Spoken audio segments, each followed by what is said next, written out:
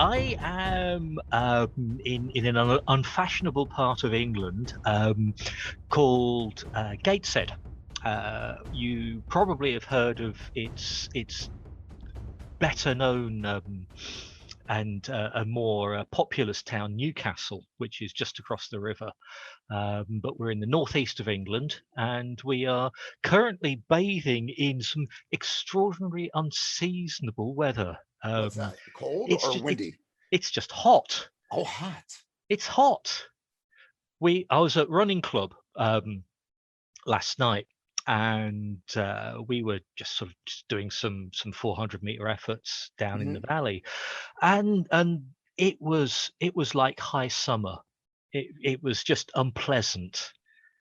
The humidity was almost total, and it was just hot, and there was no wind, and it was awful, and everybody was struggling. Yeah, And tell me about it. So, humidity is the worst way to run. The worst way to run. Yeah, it's Did you were training to do 100-mile deal, weren't you? No, Or no. you weren't trying to do... That was my daughter. Oh, that was your daughter. Yeah, no. So she'd signed up to do 100 miles for a women's refuge, and you obviously sponsor her per mile. But she had to do 100 miles in February. How's that in England? Did she do it in England, or did she travel? No. It's basically you pitch out every week, and you just sort of try and run 100 miles in total. That's crazy. And ultra marathoning. There's one out west here that's in the desert that you do over like a period of 3 days or something. I'm totally down to do it. I would love to give it a shot. I mean, we have a local race called the Wall. And not just because that's where you hit after a few miles, but it's along the entire route of Hadrian's Wall. Oh, that is awesome. Which is about 70 miles, and you set off in the morning in the west of the country, and by hopefully about 3 or 4 o'clock in the morning, you will have reached Wall's End. I've not run it, but a young friend of mine has, and my son ran the logistics for him. So he would park up in a car park somewhere obscure in the middle of nowhere, and eventually this lad would turn up and eat everything and then carry on running. But we went down to support him, and it was about 10:30, 11 o'clock at night, and we were probably 9-10 miles from the end, and bless him, he looked absolutely dead on his feet. 60 some odd miles at that point. Yes, right? Exactly. I mean, he obviously wasn't the only one who was starting to really struggle by that point, but no, he finished and it was all good. But yeah. Are we talking about miles, or are we talking about no, we're talking about miles. We are, okay. Yeah, so it's a good 100 kilometers. That's absolutely insane. I mean, I've heard, I've listened to podcasts of ultra marathoners, and they talk about falling asleep as they're running. Like they'll just wake up mid-stride and go, "Oh, I shouldn't be doing this." Yeah, it's I came to running late. I didn't start running seriously until 3-4 years ago now. Okay. We have a thing in the UK called Park Run, and that's sort of like a sort of organized 5 kilometers in the park every week. So just over 3 miles, and it's for all ages, all abilities. Doesn't matter if you're pushing a pram or pushing a wheelchair, or if you're blind, then someone will rope themselves to you, and you can run along too. Doesn't matter how long you take or how fast you go. It's just like a general health thing, get you out and about. And after a while, I thought, yeah, I can go faster than this. So I joined my local running club, and now it's just terrible. We all sort of look at each other and go, "Why are we doing this again?" I do the same thing every time I walk in from a run. My wife asks me, "How did it go?" And I'm like, "It was a run, wife. It was horrible. I don't know why I do that to myself." But yeah, and it has honestly changed me, hopefully for the better. Yeah, in addition to the physical health benefits, I was very much complimented on my heart rate by a doctor when inevitably something dropped off and I had to be hauled into hospital, and he said, "Yeah, your heart rate, should it be that low?" And I'm sort of looking at the screen saying something like 55, and I'm going, well, I mean, maybe I've not measured it for a few years. But yeah, I mean, so in addition to the health benefits, the mental benefits are just awesome.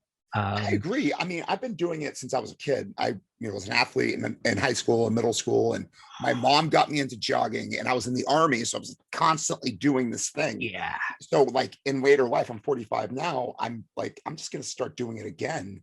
And it feels great. It feels really wonderful to get out there and do the miles. I'm not very fast though. Not very fast. I'm embarrassingly slow. But at the same time, I finish a run. I'm breathing hard. I'm sweating. I've spent 45 minutes to an hour out there. Today I did 5.5 miles. I walked the last mile, but still it counts.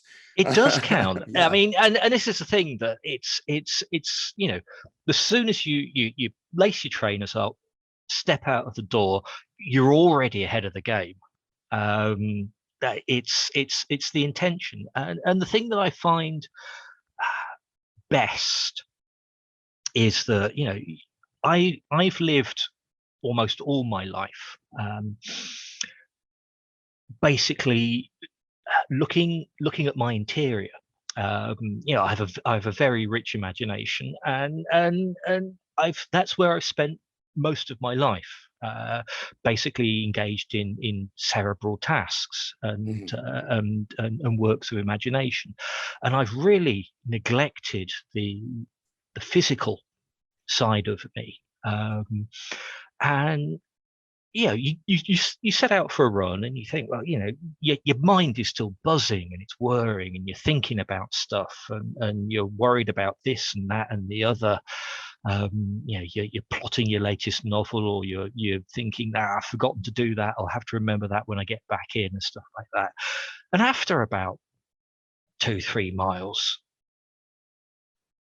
all you can think about is putting one foot in front of the other. Yeah, what sucks about jogging is that if you stop, you still have to walk the rest of the way home anyway. Yeah, it always bothers me. It's better to get there running than it is to walk. It just takes so much more time.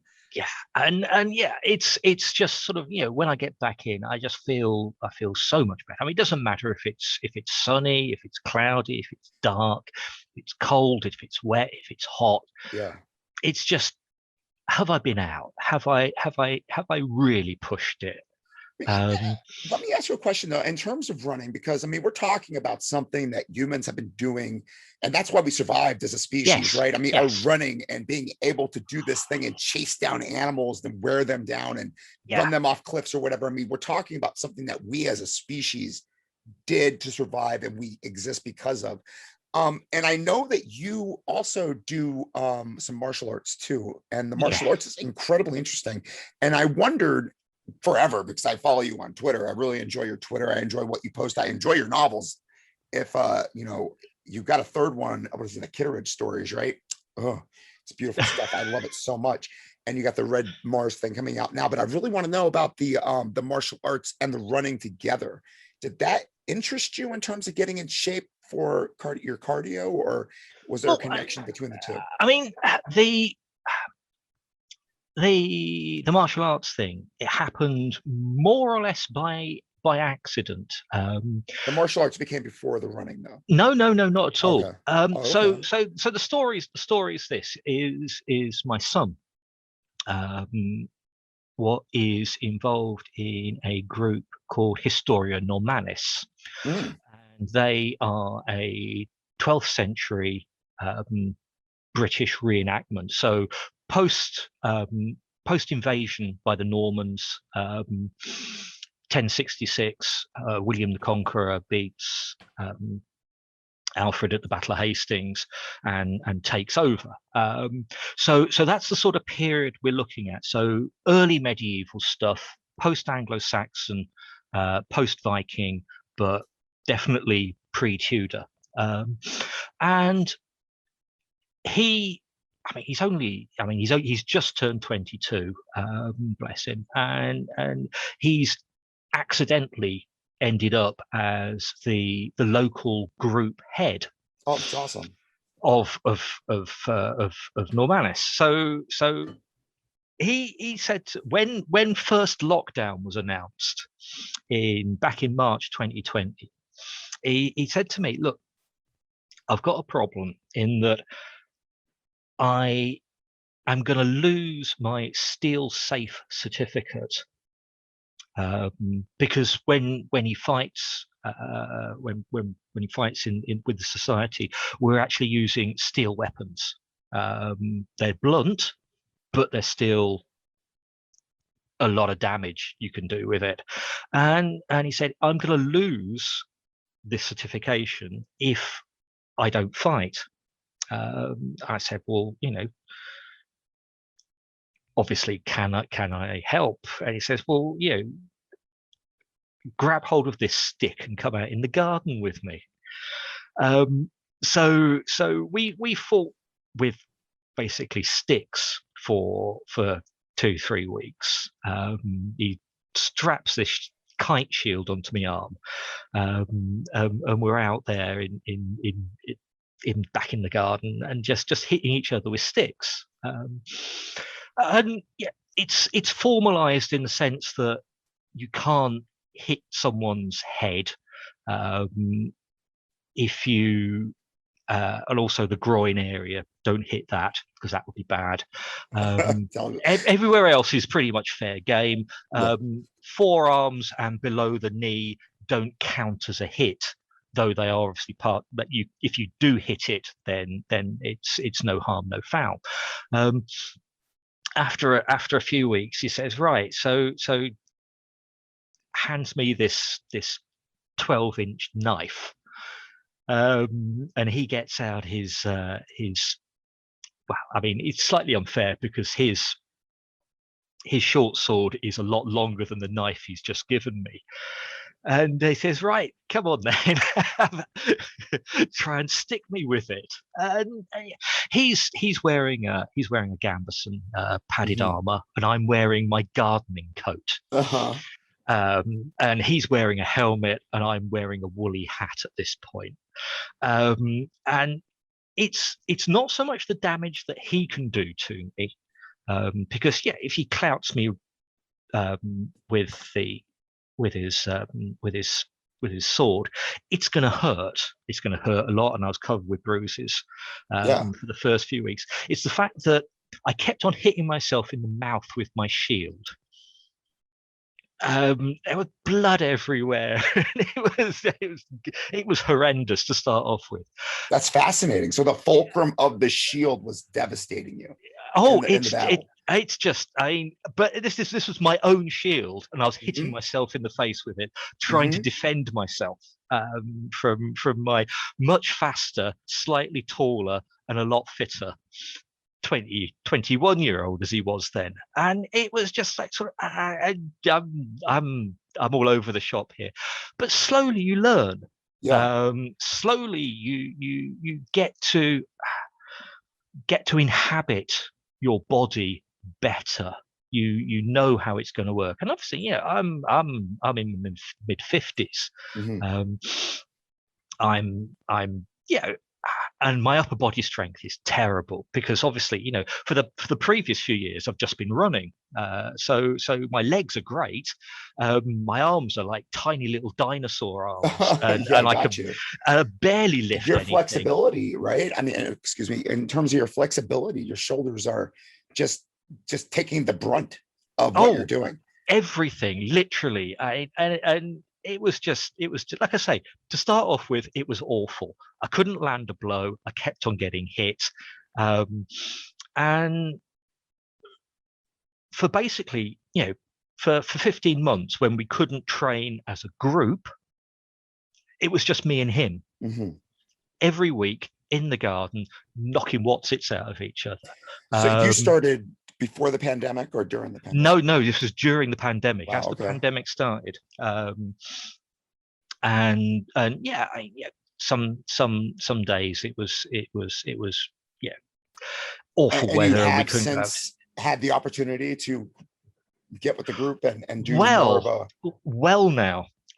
So having come out of lockdown and training, you guys had a as a lockdown. fish room. That's yeah good. Okay, yeah great. so the restrictions have all been lifted now, so we get back into training, and it turns out I'm actually not terrible anymore, because obviously I've improved, but at the same rate that I've improved, my son's improved. So we're now this ridiculous, overpowered fighting force. And if we're together on a team, it's like sort of, oh, I'll hit you, and then I'll hit you, and then I'll hit you. And because we know each other's fighting styles so well, it's sort of like it's really odd. We're just shoulder to shoulder, and we can just slaughter the opposition. It's just weird. That's awesome. I know. Really... I mean, this is the thing that people who've been in the society for years, and obviously, I pitch up, and I'm this weird old bloke, this noob who everybody knows my son, no one knows me, and it's like sort of, well, I can you've telegraphed that blow. I can parry that, step inside, and give you a good solid thump with my club. And it's just like, and the other thing I found is because everybody else has basically, not really kept up their fitness in the same way that the aerobic fighting that me and the lad get up to. Is that if I can, no matter how good they are, if I can keep them at bay for 1 or 2 minutes, they're exhausted and I'm not. So at that point, they're really huffing and puffing, and I'm still dancing around them at 55, and it's So, and the other thing I've had to really get used to is pain. Because someone clatters you with an axe. If it's blunt, it's still going to hurt. I mean, it's the same weight as a sharp. For the rest of your life. Believe me, once you have a catastrophic injury, you're going to feel it for the remainder of your existence. I can't tell you what annoys me more than seeing a movie where a guy is injured. Like gets up afterward like nothing has happened to him. Like, dude, you just got punched in the face. There's no way you're going to be acting normal after that. I mean, what do they say? Once you get punched in the face, all your plans go out the window. Oh, you're definitely. Just trying to survive, right? Yeah, I mean, this is daft. We were having a go at each other with two-handed spears.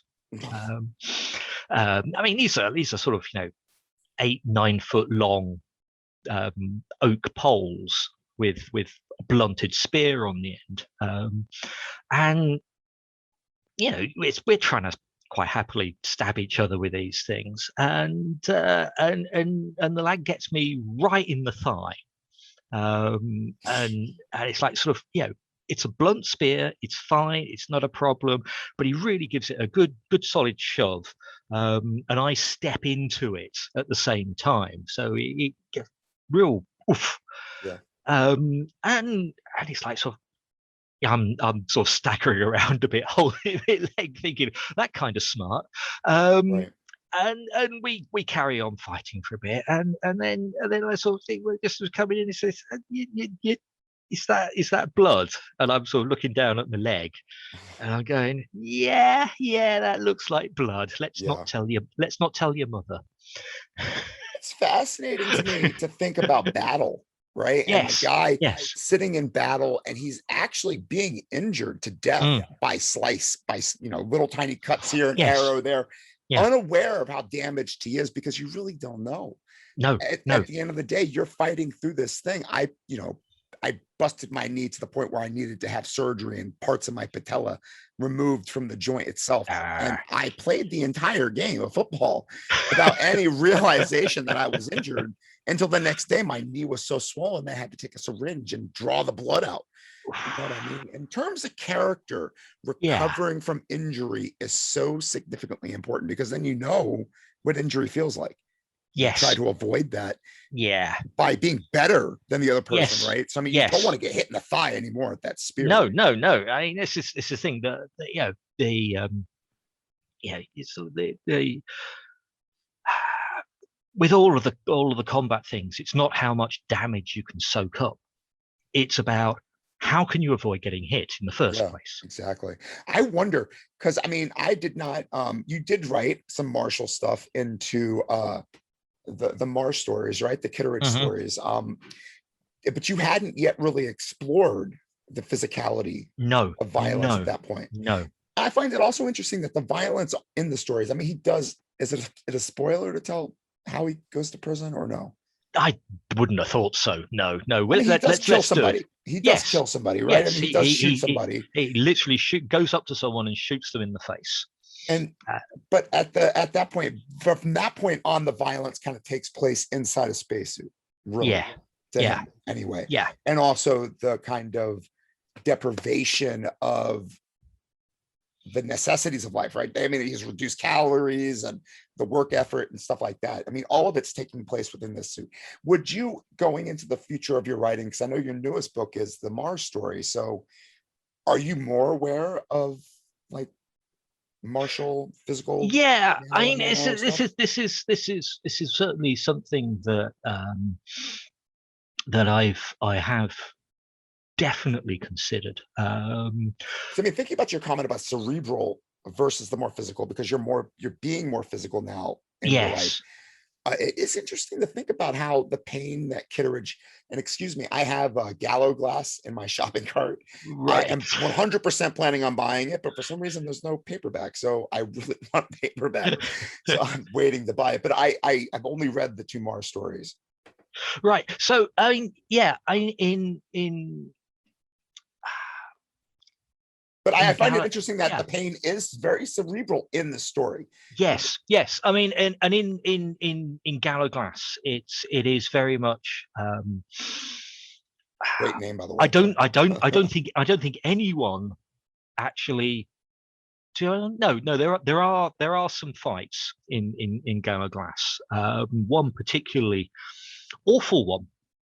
That takes place, literally in a spaceship in zero gravity, where people are literally holding on to each other while tearing lumps out of each other, and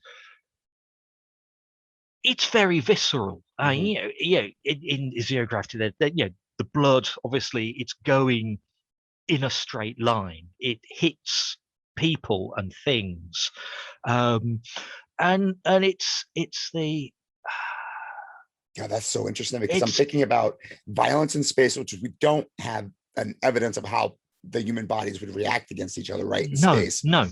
Like even including like there's a whole thing about sex, like how would that work in space too? Can you actually do damage to people in space? Can you think, because you're thinking grab on and like judo? Yeah, I mean, it's in. So the other book I wrote during lockdown, Red Mars, the Red Planet is the non-fiction one. But great, it's like those Alaska books or Texas, right? It's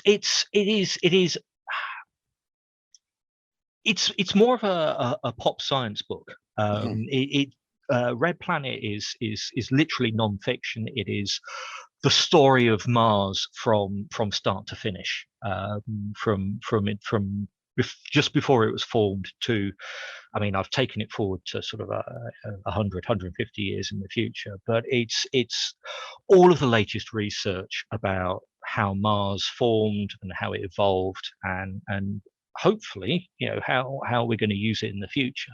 But the second book I wrote last year is a sort of sequel to Gallowglass, called The Flight of the Aphrodite. And it tells the tale of the first manned flight to explore the moons of Jupiter. So we're deep space here, inevitably, because it's one of my books. Things go horribly wrong, and in that there is a fight scene, where the two protagonists are basically squaring off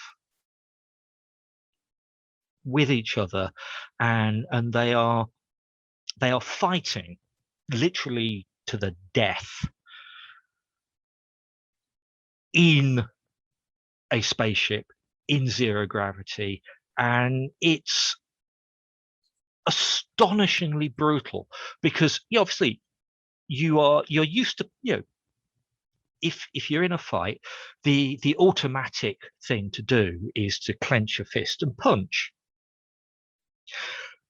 But you got the transfer of momentum at that point that means that if you land a good solid punch, you're going to move very quickly apart. So you've lost that advantage.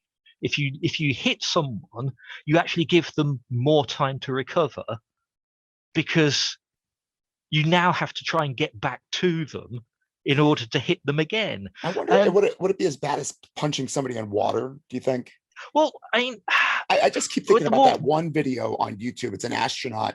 He's on, the International Space Station. He's standing in the middle of nothing, right? There's nothing around him at all. And he's trying his hardest to make himself move just slightly enough to make him get to the wall, basically. Yeah. Takes forever. I mean, without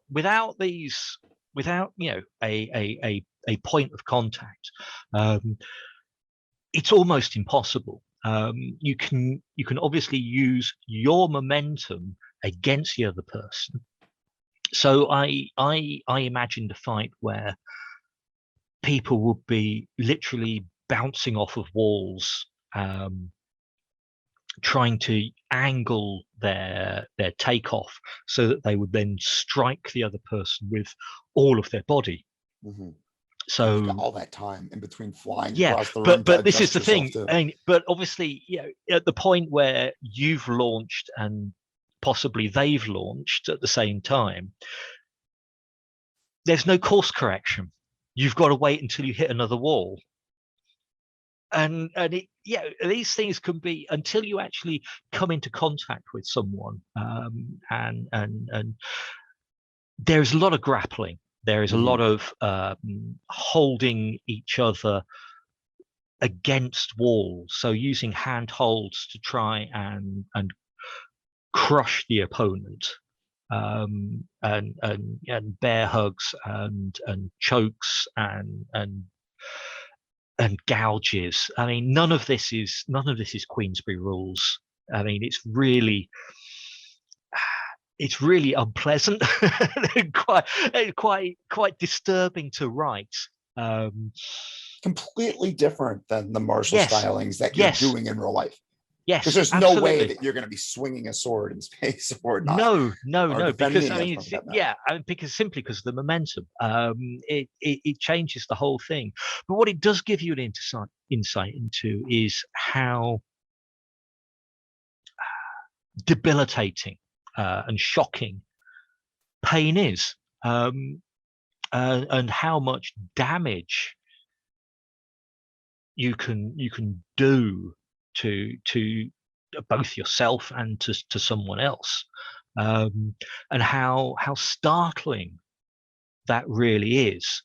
Because I've one of the first things I did after being clouted repeatedly with this steel sword wielded by my lovely son, was I made myself a pair of combat gloves.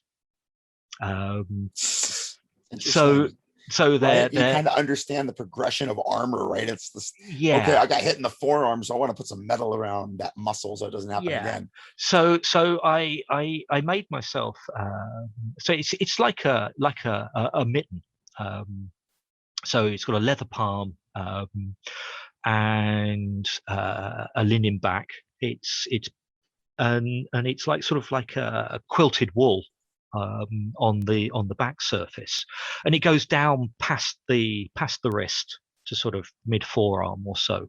So it's more like a gauntlet. I suppose a bit like a biker's glove, where the armor is on the back, not on the palms. And yeah, it's just simply because of on the weapon hand. It's exposed, and yeah, you get clouted around that, and it really hurts. And it not so much really hurts is that the pain is so abrupt. Oh God, the irony of the funny bone. Do you call it the funny bone? Yeah. And it's that sort of thing. You get, and your arm just goes. I literally can't hold it up now. I cannot hold anything in my hand. You're so screwed too, right? And it's just like sort of. I mean, defend yourself, at that point, you might as well like sort of kill me now because right. because I can't hold my weapon up anymore. Right. So yeah, it's these things that really puts it in perspective, doesn't it? Yes, in it terms does. of It does. Like Braveheart standing across a field from an opposing force, and like if you don't have cardio fitness, like you say 2 years ago, you were standing in a field looking across 200, 300 yards. And then they said, go and sprint that distance. And then at the end of it, you're going to be fighting until you survive. Yeah. It's just like, how many actual miles would they have to run to make themselves a soldier worth paying? Yes. You know what I mean? Yeah. I mean, one of the battles of the period is called the Battle of the Banners. The Scots had invaded England as they usually did in times of instability, and it was the local bishop, the Bishop of Durham, who rallied the troops. That's so awesome.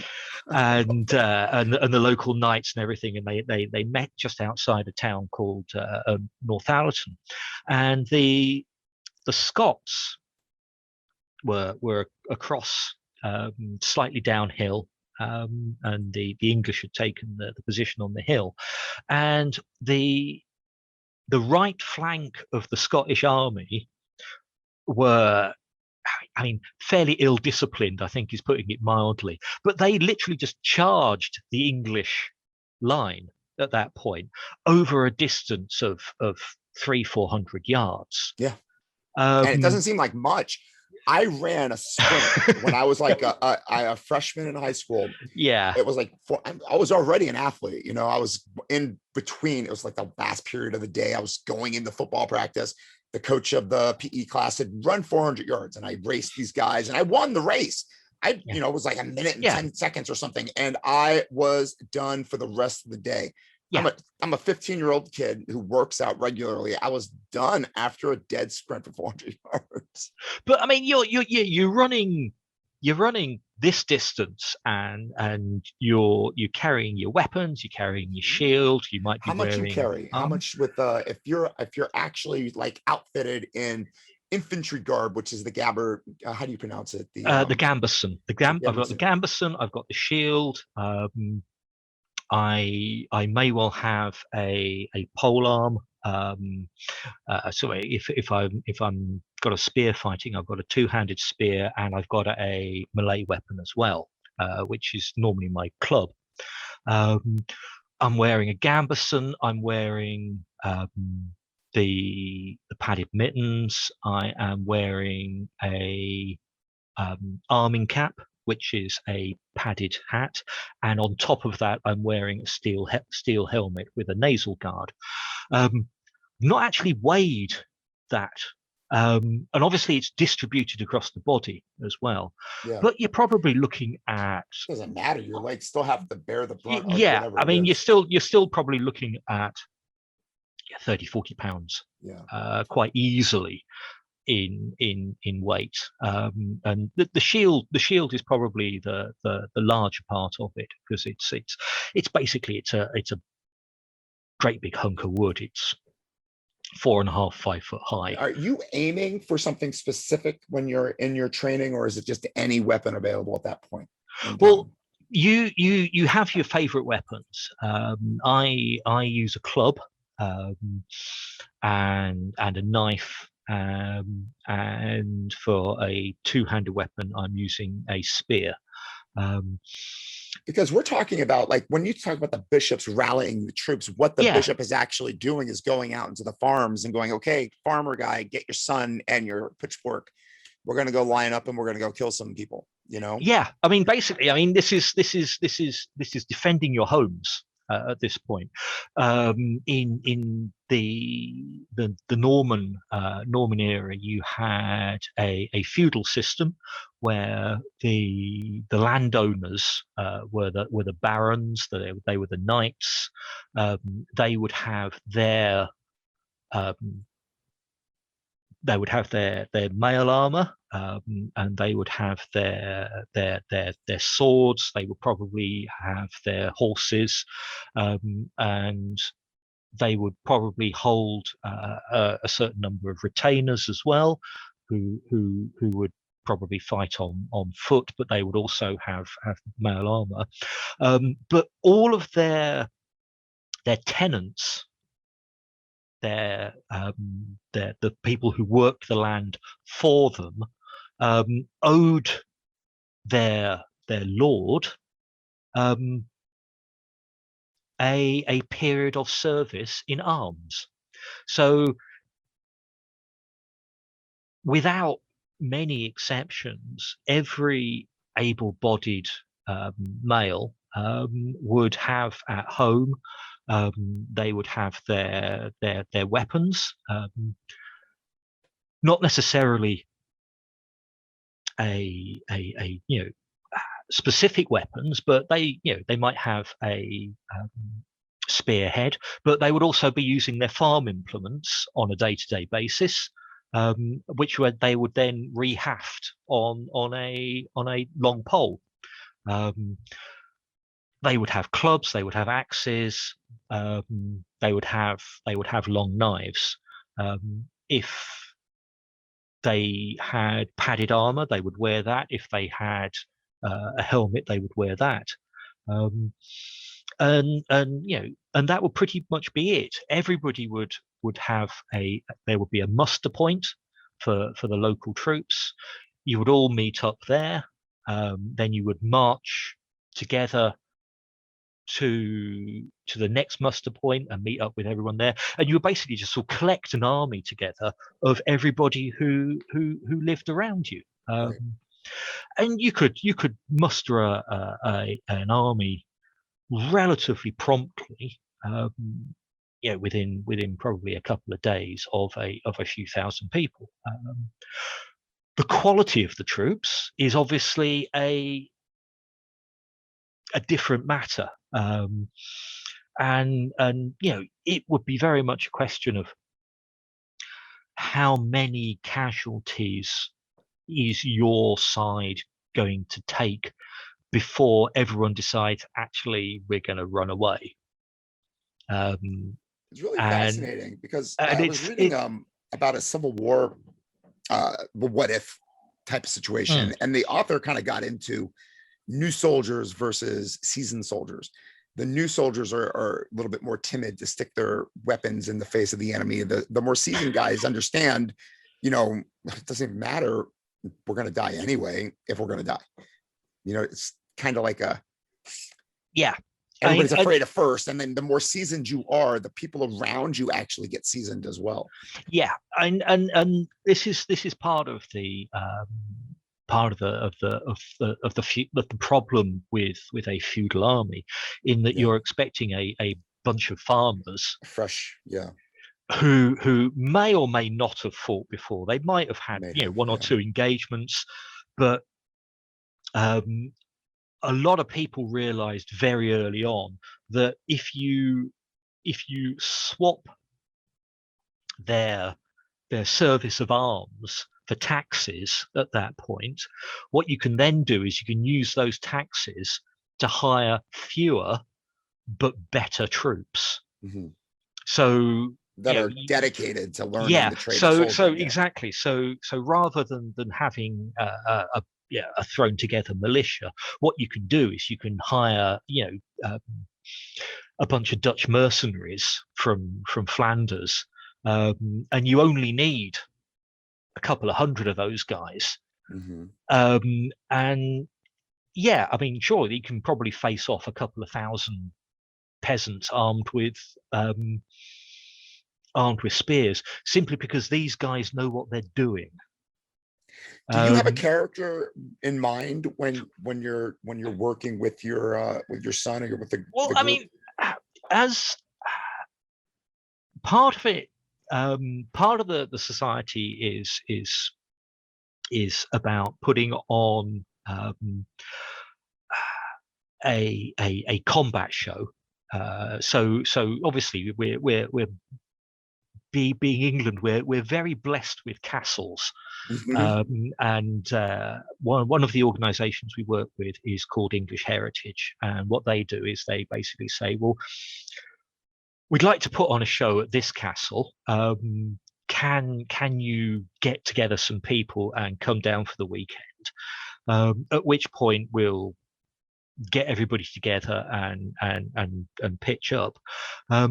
So as part of that, there are combat displays. Obviously, we try and put on a good show for all the visitors, and die loudly and groan a lot and stuff like that, as we're speared to the ground by people who are far better at stabbing than we are. But the other part of it is the living history part of it.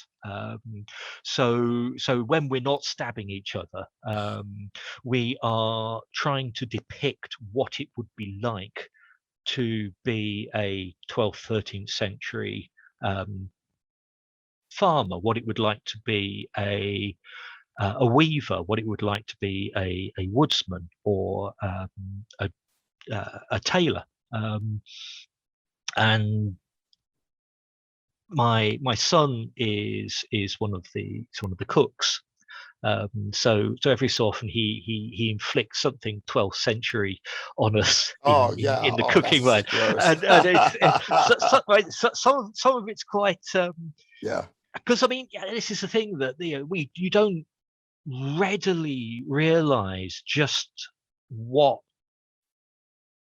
certainly for the English, discovering spices meant. Because we have lots of herbs, and our primary produce, our meat and a lot of our vegetables and stuff and fruit are absolutely top notch.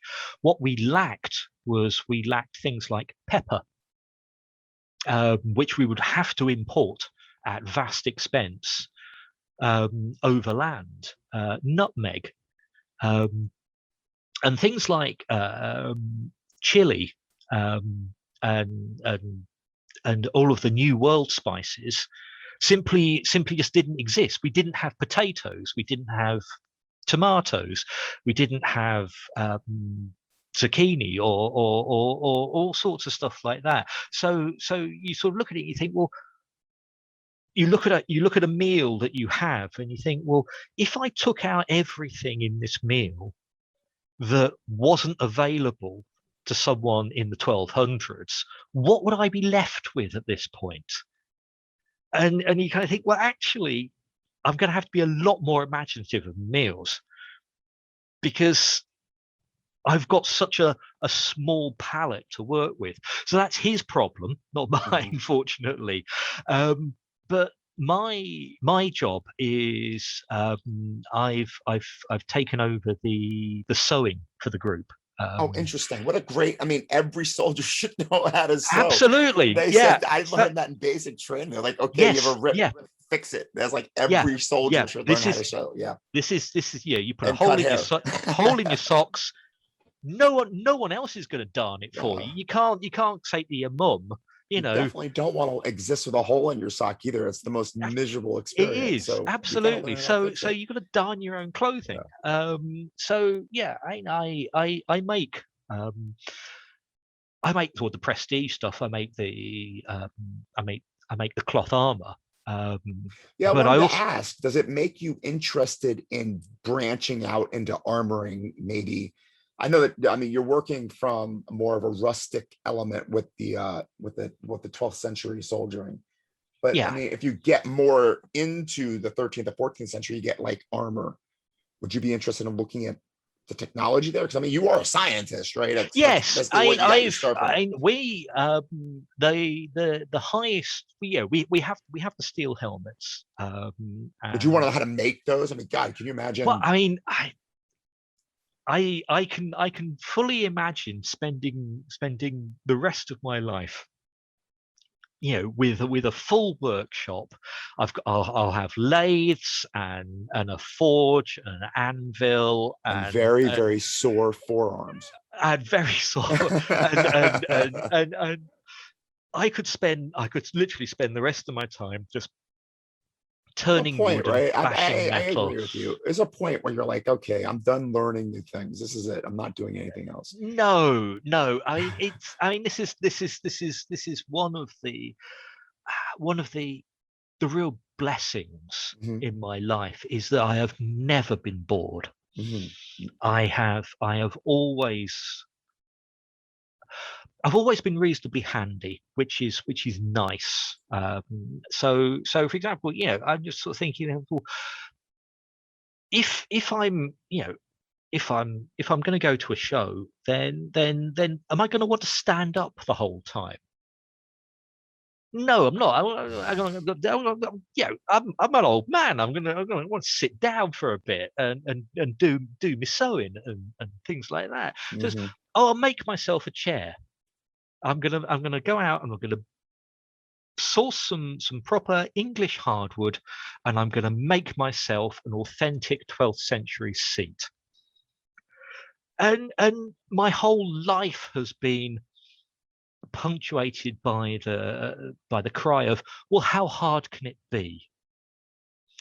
You know where it And gets difficult though is like when your son is the cook, right? He volunteers to make a meal. It's when the larder is almost completely empty and you're still the cook, having to come up with a yeah, meal for like, I don't think they would feed any more than like 5 or 6 of their buddies around the campfire. You yeah. know what I mean? But you would be like the dude sewing, and then all of a sudden there'd be a mound of clothing thrust into your lap. Okay, buddy, Yes, welcome to your night. yes, that's pretty much it. I mean, at the moment, I've so far this week, I've sewed someone's hood. The proper medieval over the head and shoulders hood.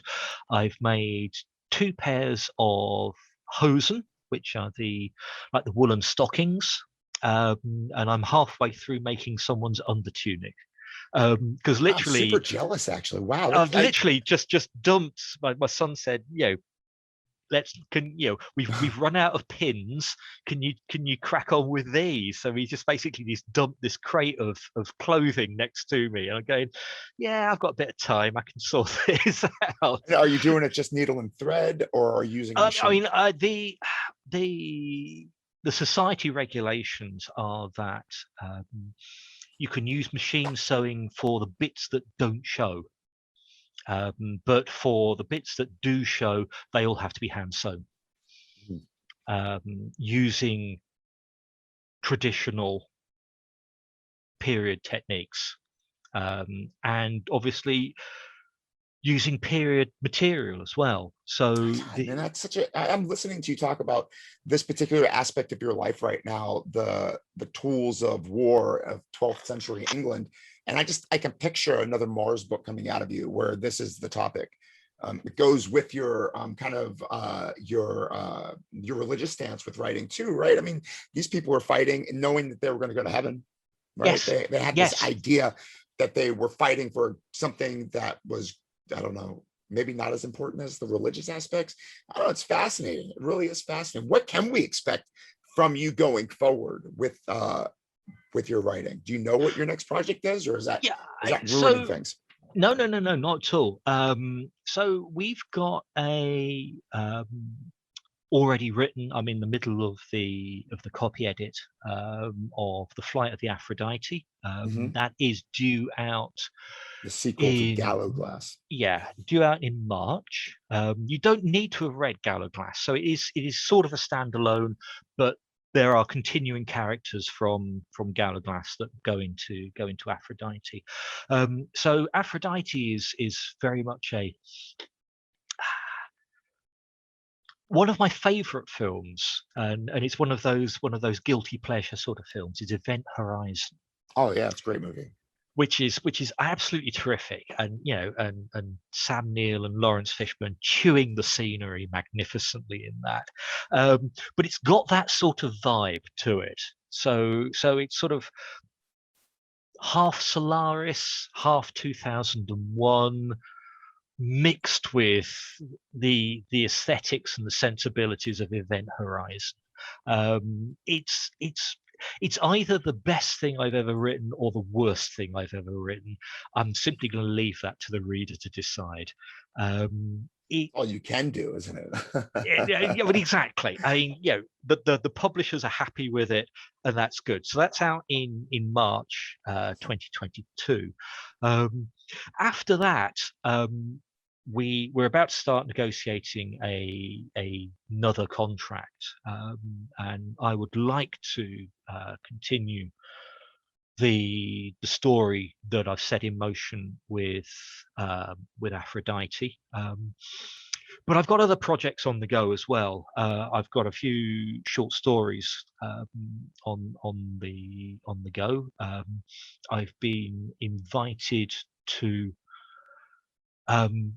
do a ghost story. Every year in Newcastle, we have an evening called Phantoms at the Phil. We have a big old private library called the Literary and Philosophical Society, which was set up before public libraries were a thing, and it was set up by the engineers and the scientists of the region, the Stevensons and the Armstrongs, who built ships and dug mines and invented the railway, and they set up this private library, and the building is magnificent. It's proper old Victorian stuff, but every midwinter we have a series of ghost stories in it, and they're written not to be read, but to be read out loud. So it's more of a performance of a ghost story, and I've done a couple in the past, and it's absolutely fantastic when you realise that the audience is waiting for the next word. And you suddenly realise, because obviously you're reading from a page, but you suddenly realise that there is this quiet around you, and it's not the "I'm bored, let him get on with it" quiet. It's that expectation, that hush. It's very immediate. There's a sudden yes, essentially. And it's a performance. It's very unlike writing for the page. Oh, man, you're talking to the choir here, man. I love so you set it up properly. It's just so awesome. And it's when you do the when you practicing for it, and you suddenly realize that you've written a ridiculously long sentence and you've gone blue halfway through because you've just run out of breath, and you think, I love that sentence. It's literally the best sentence I've ever written.